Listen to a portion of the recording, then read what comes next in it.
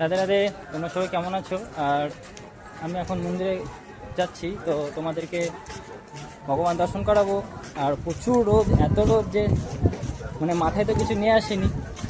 আর বাইরে আজকে প্রচুর রোদ, যে তোমরা হয়তো দেখতে পাচ্ছ পিছনটা যে কতটা রোদ। আর এই যে অনেক রোদ দিয়েছে, দেখো আজকেও কম ভক্ত এসছে।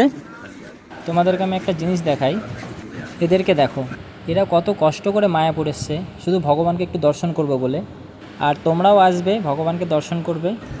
আর এই যে তোমরা দেখতে পাচ্ছ, আর আমি এখন যাচ্ছি মন্দিরে, তোমাদেরকে চলো ভগবান দর্শন করাবো, দেখতে থাকো ভিডিওটা। আর রাধা মাধবের সামনে দেখো কত সুন্দর রঙ্গোলি করেছে।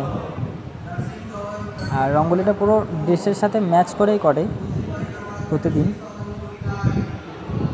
এই যে আমাদের রাধা মাধব অষ্টসখীবৃন্দ, দর্শন করো তোমরা মন ভরে। জয় রাধা মাধব অষ্টসখীবৃন্দ কি জয়।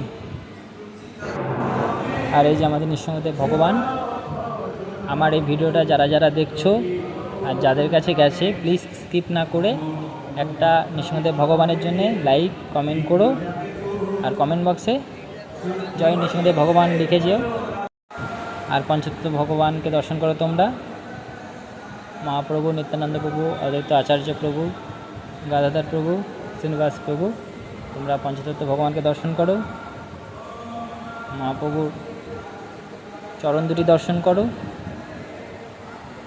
জয় পঞ্চতত্ত্ব ভগবান কি জয়।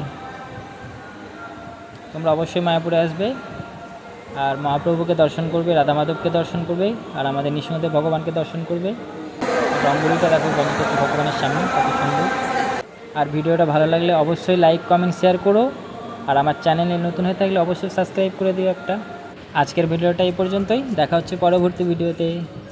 রাধে রাধে।